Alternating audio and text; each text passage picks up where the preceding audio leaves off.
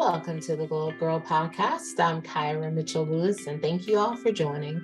Hope everyone is having a wonderful week and a fabulous Thursday. My guest today is Victoria Wolf.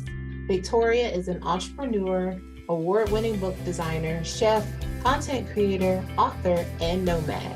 Over a year ago, Victoria and her husband decided to sell their home, purchase an RV to live in, and travel the country. We'll discuss this transition, how she manages to successfully run two businesses, and what she likes and dislikes most about the RV life. So stay tuned. I'll be right back.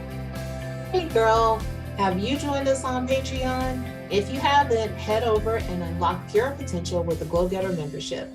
When you join the Glow Girl community, you'll gain exclusive access to career tips, guidance, resources, and so much more, all designed to help you create a career and a life you love. Whether you're just starting out or looking to level up, our membership empowers you to reach new heights. And sign up now. It's only $5 a month.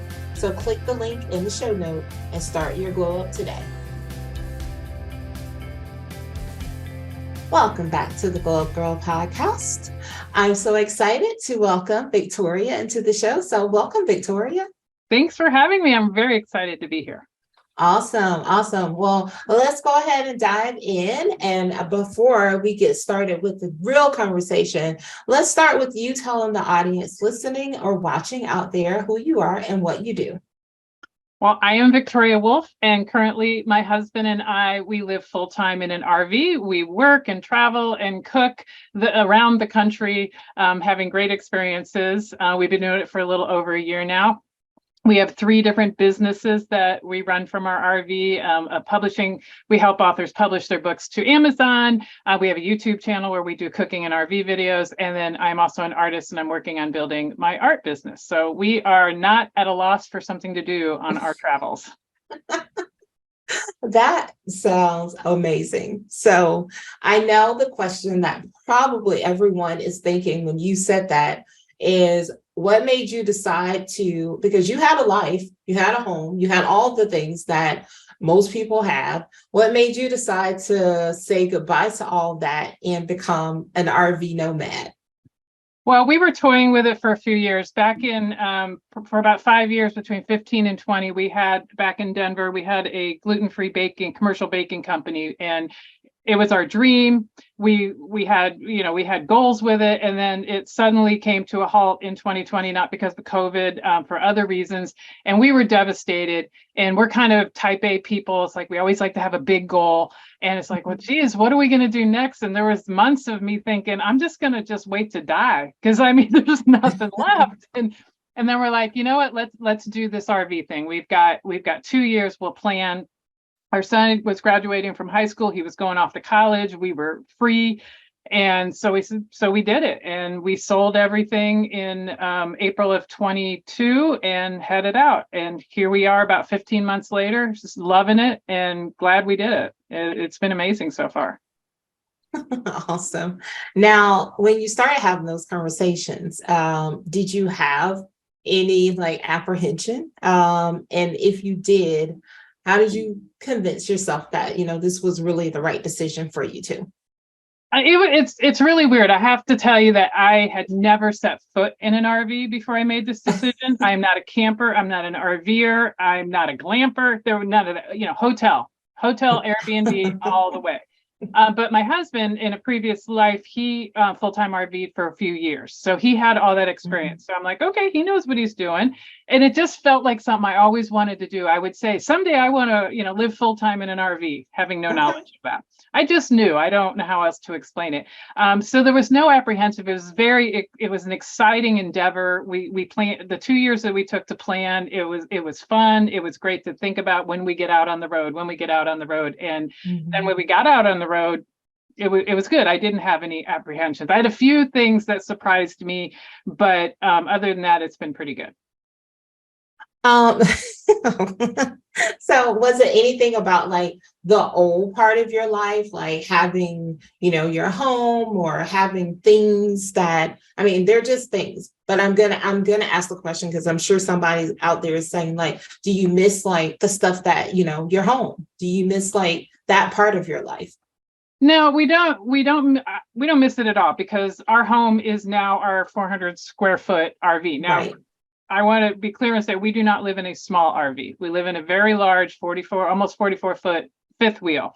It's like a little apartment on wheels rather than what you would think of Uh-huh. an RV. I mean, we have all the comforts of a home, like Mhm. washer and dryer, residential refrigerator, dishwasher, all that stuff, on-demand water heater, which is amazing, by the way. And so we planned it that way because we wanted to Yeah. feel like we were living in a house or an apartment rather than an RV. Purging was so cathartic. It was so great to purge. I threw away stuff I shouldn't have thrown away. My mom asked me like a few months later, it's like, those papers I gave you? I'm like, oh, yeah, they're gone. I don't, they're just gone. And then funny enough, we're always continually purging. Like yesterday was a purge day. Just over the last year, things we might have accumulated in the RV Mhm. or brought with us that we thought we weren't going to use. So we've got, I don't know, 100 something pounds of stuff that came off of the RV Oh, wow. going Yeah. into storage. It's mostly kitchen stuff. That's the only thing I ever might hoard is kitchen stuff because we cook so much. Well, you're a chef. Yeah. Yeah. So, but I brought the wok. Like I wasn't going to use the wok in an RV, so it's going back in storage. Mhm. But it feels so good not to have a ton of stuff. I went through my clothes yesterday, got rid of a lot of stuff, mainly because I've been getting healthier and losing weight over the last year. So I've got a lot of stuff that doesn't fit me, which that felt really good to get rid of. Mhm. But you think of, oh my God, I have all this stuff in a house. How am I going to purge it? And Mhm. get down to a small square footage living situation. But it's so wonderful because you don't need that stuff. I figure Right. of everything, even we have in the RV right now, if we, well, maybe a little bit more for us at a house, if you use 10% of what you have, you're probably doing good. There's so many Mhm. things you keep just in case, or I may need this. I don't want to have to buy it again. And those things just stack up. So I'm a Mhm. huge fan of purging and minimalistic living. And it was not painful at all. I actually have less clothes and shoes than my husband. So I I I love I that. exceeded this goal by leaps and bounds. Yes, I love that. And I have to agree with you. I think there is something like very like it just feels amazing when you are able to like go through things and say, we're not using this. We don't need this. Why are we holding on to this? And I have to say in my house, it's like that too. My husband is like the one holding on to things. And I'm always the one that's like, no, we're gonna donate this. Like, we try to donate quarterly. And I'm just like, I mean, you're not wearing this. Why do you have it in here? Well, no, I mean, like that's the shirt that I like from and blah and like we have these two sofas, which I get the sentimental value of like when we first started dating. It was like when we first decided to live together, it was the first like little couch and love seat set that we bought, and we bought it from like Salvation Army because we didn't have a lot of money then. And yes, it has a lot of sentimental value. And I finally, when we moved to the house we're in now, we left the sleeper, like we donated the sleeper. I was like, let's give this dream to someone else. This is and Yeah. so he goes, well, I want to keep the love seat. Like we have to keep one part because like that's like, the first thing we got together. And I was like, oh my God, but like we don't need it, sir. So, like that sofa is literally up in our dog's room and he jumps on it and he like sleeps on it when he's upstairs. But it's one of those things that's so funny to me. Like I have no problem being able to just say, we don't need this stuff. Like Yeah. I'm not wearing these clothes. So, and especially now like that I'm working from home, I'm like, I don't need all those like dresses and things that I bought like when I was working in the office. So I'm going to donate these to somebody who needs them, who can wear them every day. Yeah. And yeah. If So, every item in your house has a story. Now, whether you need to relive that story every single time you look at it is the question. yeah. I mean, I get that there's a story. And there's things that you do just because you do it. I had this little glass, I'll call it a little tray, leaded glass tray I had, and I had two bracelets on it, and I had it on my dresser at the house. And I'm like, oh, I'll bring it with me. And so for a year, it sat on my dresser in the RV with 2 bracelets that I have not worn in a year. And I'm like, why? Why do I have this? So it's gone now. I did keep the bracelets just in case, because they're very lightweight, so they don't take up much room. But it's those little things you sometimes get in this rut. It's like, well, I've always had it. So doing what we did really makes you think about your stuff and how you interact with your stuff and whether you really need your stuff. And I don't think that's a bad thing in any situation. I agree with you. So let's talk about you being out on the road and making content and sharing your experiences with the world. What's that been like for you?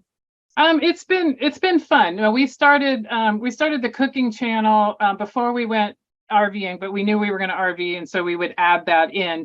And the reason we started doing the cooking, and we do all gluten-free and dairy-free cooking, because that's what I am, and that's what our gluten-free baking company was, kind of a bit of an extension. It's like we don't have that anymore, but we still have recipes and cooking that we want to share with the world. And then we kind of factored in some RV content. I'd say over the year or so that we've been doing both content, we're kind of going back to more food content, because it's RV content is plentiful on YouTube. And we know a ton of RV content creators, and they're doing a great job with it. And one of the things that we didn't really like the idea of always asking ourselves, oh, do we need to film this? What do we do? It's like we were almost living life to film content. And so we kind of took a step back.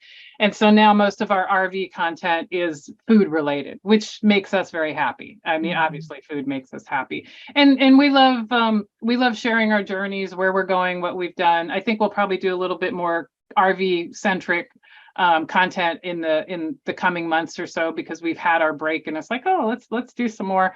But we like keeping our clients updated. Our author clients from our main business, they love tracking us on, it's like, where are you at? What are you doing? And so it's fun to share. It is. It's almost like that show. Like I remember when I was younger, like, where in the world is Carmen Sandiego? Yeah. Where in the world is Victoria Woolf? Exactly. Well, I really love what you just said as far as like sharing and creating content, that you were able to like say there are a lot of people who are creating good RV content, and you're not trying to be all things to all people. You found a space in which feels natural and comfortable to you. And I think a lot of people, obviously we live in a world where everybody feels like they have to share everything. And it's like, you don't have to share everything. You should share things that feel natural for you and your life. And because when you're trying to share everything, sometimes it feels forced. Yeah, and it's a tough, from our perspective, it's a tough life to always be asking yourself, should we be filming this? How do we? And then when you decide to film, it's like, how should we? What's the story, sir? How do we film it? Here, no, you hold the camera. No, you hold the camera. Where's our mics? It got a little crazy. So what we focus on now, and I think it really is our sweet spot, is we love discovering local dishes, local ingredients, going to farmers markets. We have a huge obsession with grocery stores wherever we go. It's like the first thing, let's go to the local grocery store if we've never been to this chain. And so we go out, and Rich, my husband, has no eating restrictions. So he, eats whatever he wants. So the latest thing we did is here in Michigan, in Lansing, there was the Olive Burger is a big thing in Michigan. And so there happened to be an Olive Burger Festival, first annual. We got lucky, we were here. And so we went to it, and he tried all the Olive Burgers, because I can't eat them being gluten and dairy free. And so he tried them, he explained them to me. I smelled most of them, and because that's about all I could do.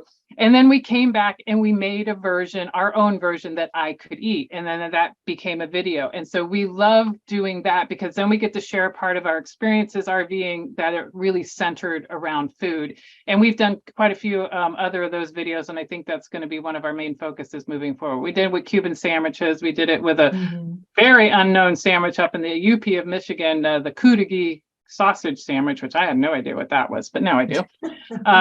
But yeah, that's the fun part, because traveling for most people is about seeing things and eating things. And Mm-hmm. for me, I don't get that eating things part all the time. And Right. so this really helps me to feel like I've participated in the eating part of Yeah. the regional specialties. So Yeah. Yeah. No, I love that. And I think like you said, it's content, it's things that it's natural for you all. It's something you were going to be doing. You're sharing with the world. You're letting people know about something that they probably didn't even know about. And it feels like just like any show. I mean, you definitely, it feels like anybody who loves food and you're watching something and you discover something that's like, what? Oh, wow. Like, I'm going to go there. When I go, I'm going to visit there and try that. Like, I think that's pretty fantastic. thank you. Yeah, we're having fun with it. That's for sure. We're looking for our next food thing. I know we're heading to Pennsylvania in a month and a half, and we'll see what we find there. We're going to Oh, be in yeah. Hershey for a while, so Oh, yeah. yeah, we'll be there for the Hershey RV show. And I know there's obviously chocolate there, so we got to find something other than the chocolate just to be different. So. Yes. Awesome. Okay, so you're also running your other businesses as well. So how do you successfully manage those on the road and and living the life that you live today? Successfully manage is can be can be defined so differently. We work all the time, which not to say that we don't like that. We are those type of people, but to do what we're doing takes a lot of work, and we work together. We're intertwined with all of our things that we do, and we kind of like it that way. We do find time to go out and do things, but work is really what we do, 7 to 5 every single day. We're sitting in front of our workstations. And that's another reason we got the RV that we did. So because when you're spending so much time in it, you want to be comfortable. But from a logistics standpoint, when we were in the house, we were working on our computers. We weren't going to see people, we didn't have to have meetings, everything was remote. So it was a very natural jump. And we had worked with authors all over the country. So it's really not much different. As long as we have a great internet connection, which we have that very well figured out. It's not inexpensive, but we are always online and have never had a problem in the time that we've been out. And so it makes it, really workable. So for people who are thinking about this lifestyle and wondering how they're going to work, if they already have a remote job, you're 50% there already. And without the connectivity we have, we'd never be able to do this. So say when Rich full-time back in the early 2000s, he was still kind of working at that point, but he could never do what we're doing now because the technology wasn't as advanced as it is. And so if you have a remote job, you can do this, I would say, so easily. And it's been great. I have actually the same workstation. I have a built-in desk in one of the slides, and it's about the same space workstation I had at the house. So I don't feel like much has changed, except the view outside. Actually, I have windows. I was in the basement before with a window. I got to see the window well. It was beautiful. Yeah. And but now I have all this beauty in my windows. So yeah, Yes. that's better. Yes. I love that. And also too, like if you were, I mean, since you're moving around, if you wanted to meet somebody in a state that you were going to, you could still make that happen. Like it's still accessible for you, but it's still very freeing. You have flexibility, but you're still able to work all day, get what you need done. And I mean, I like it. You kind of work your schedule and, you do what you need to do and you get it done. Yeah, and we have the flexibility. So if in the middle of the day we want to go kayak and then we come back later and we work, we can do that. And we have met with authors, on our travels, and toward the end of the next 6 months, we have a bunch of people, authors and other people we're meeting with as we head down to Florida. And that's super cool because you wouldn't see those people. You wouldn't take a vacation to go see. Right. Yeah. And we wouldn't take a business trip to go see an author, most likely, but that sounds bad, but that's the way it is. So it's really a great lifestyle, and we don't move a lot. Because we work, it's too disruptive to move like every week. 2 weeks is like our minimum. 3 to 4 weeks, 4 weeks being our sweet spot. We like stay somewhere about a month at a time and then move on. So it's less disruptive. And we want to dig in and learn as much as we can about the area. And because of the work schedule, we don't, a month gives us enough time to do that when we're not working. So yeah, I love that. So, Victoria, obviously the transition you and your husband made for yourself was this one. What would you say, or what type of advice would you give to anyone who might be considering any type of transition in their life today? I would say visualize as best as you can. That's when people ask us, how did you pick your rig? How did you choose this? How did you choose that? We're both big visualization people. I know myself in particular. We walked through a day in the life when it came to choosing the rig, and it's like, how are we going to live? From getting up in the morning to brushing your teeth to cooking to watching TV in the evening or whatever you're doing, sitting outside. Visualized it, and I visualize my choices. It's like, okay, do I want to do this or do I want to do that? And I try to fill in all the blanks and then see what feels best for me. I think it's hard to make a life-changing decision without having some idea of what that is going to look like on a daily basis. And you can only have so much information when you're maybe walking into the unknown. But we did, for the RV thing, we did watch a lot of RV videos, RV content creators, so I could get an idea of what RV life was like, because I had no idea. So that really helped me too, to help me visualize. But any life change, like, you're getting a divorce, visualize yourself not living with the person you're living now. And, does that feel good or does it not feel good? I went through that, 10 years ago. And, but yeah, you just, to me, it's about what feels right. I think that's the best thing I can say. And your body will tell you, your emotions will tell you, your gut will tell you what's right and what's wrong. And I think a lot of times we're afraid to go in that direction that feels right, but on the other side of it, the pragmatic is like, but on paper, is that right? Right. It's like, well, I don't care, it feels good here. So exactly. Yeah, trust your intuition. It won't steer you wrong. And I love the advice of visualizing it. Like, that was really, really good advice. Very smart in your planning to like figure out, like, what does this look like for me? I love that. Yeah, it helps. Well, you hear it all the time. Athletes, they tell the athletes to visualize the race and visualize yourself winning, and it works in every area of your life, really, I feel. Yeah, awesome. Okay, so tell the audience how they can find you online and connect to you. We are just about on all social media at GF Explorers. Our website is gfexplorers.com, TikTok, Instagram, Facebook, Pinterest. And then our book company is wolfdesignandmarketing.com. And then if you're interested in my art, it's victoriawolfart.com. Yeah, a lot of websites and a lot of handles. Well, we'll put all that in the show notes so that it's easy for everyone to find. Oh, thank you. All right, so let's move into 3 things with Victoria. I'm going to ask you a few more questions just to help the audience get more insight on who you are as a person. Number 1's a 2-parter. How do you start and end the day?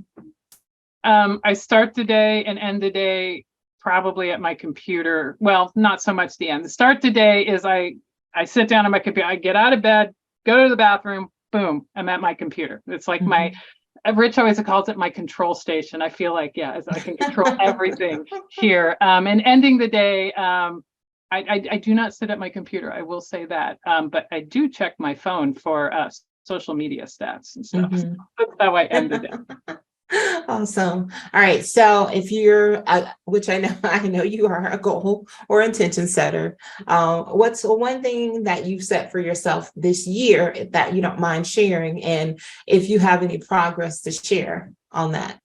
I don't think I have a big audacious goal for this year. I do have one I set for 2025 is we've gone to a lot of art shows around Michigan, and I really want to jumpstart my art. And so I've set the goal for 2025 that in Michigan, I'm going to do as many art shows as I can get into in 2025. So I have between now and then to A, figure out what my style is, and B, actually create some paintings, and C, figure it all out. But that's my big goal. My other goal, which I guess I've achieved, was to actually find reservations in Florida so we could spend 4 months in Florida. So I achieved that 2 days ago, and I almost like threw a party. So yeah, that was difficult. So awesome, fantastic. All right, and let's see. And the last question is, what do you like most and least about living in the RV? What I like most about it is the freedom, the adventure, the changing landscape, and every month or so there's something new to discover. So I absolutely love that. The thing I like least about living in the RV would be wind. I never realized how bad wind was until we got into the RV. We left Colorado in April of last year in a wind. I mean, it was just wind. And in an RV with slides and slide toppers, you feel like, you just feel like you're going to, just topple. And it takes a while to get used to it. And so when we drove out last year, we had terrible winds. It was horrible. And we're like, okay, out east it's not very windy. Went back to the west earlier this year, and it was this wind. I hate the wind. That's pretty. That's the only thing I hate about living in the RV is living in the RV in wind. So. In wind, yes. I mean, I think that's like interesting because it's probably not something that people probably even really have thought about, right? Is that no, you wouldn't think about that. You're in a house, it can be 50 miles an hour, and you might hear it a little bit. You're in an RV with 50 mile an hour sustained winds. You're like hanging on, going, "Oh my God, are we gonna make it?" Yeah. Oh, awesome. All right. Well, this has been so fantastic. I really appreciate you coming on and sharing. It's very inspiring to hear your story, and that you and your husband decided to make this transition for yourselves, and just to see how much you enjoy it, and just like the flexibility and the life that you're living. I think it's like amazing. Thank you. We're having a blast so far. And when we're not having a blast, we won't do it anymore. All right. So before I let you go, what are 3 things you'd like the audience to take away from this conversation today? I think the biggest thing is, don't be afraid to follow your dream, no matter how crazy your dream is. Make sure that you visualize that dream before you go in that direction, to make sure it's really your dream. And just have fun every single day, whether it's this much fun or this much fun, because life is short and tomorrow obviously is not guaranteed. And really it's about fun and connections. And, that's what it is for me. And I think for almost everybody else, because that's what endures, the memories of fun and connections. Awesome. Well, Victoria, thank you so much for joining. You can always come back here. Definitely would love to continue to hear about your travels and the cooking, and also about your dream, the art. And I know that's going to come to fruition for you. You seem definitely like someone who does not stop until they meet the goal. Yeah, I might be a little like that. It's all good. Hey, you're in good company here. So thank you. Yes. Thank you so much. This has been fun. I really, really appreciate you having me on. Awesome. Well, stay tuned, everyone. I'll be right back. Welcome back to the Gyrl podcast. I'm Kyra. Thanks again to Victoria for joining the show today. If you want to learn more about her, check out the links in the show notes. If you'd like to learn more about Glow Up Gyrl, you can visit us at glowupgirl.com. You can check out past podcast episodes, sign up to join the show, grab our social links, and so much more. Be sure to check out our career-focused podcast episodes as well. It's where I share my personal experience from my career journey. And if you're looking for career and personal tips and resources, join us over on Patreon. Click the link in the show notes to subscribe. It's only $5 a month. Also, if you're listening on a platform where you can leave a review, please feel free to do so. Thank you all so much for joining me today. And as always, I'll see you all next week. So until then, stay focused, fab, and glow up. Take care, everyone.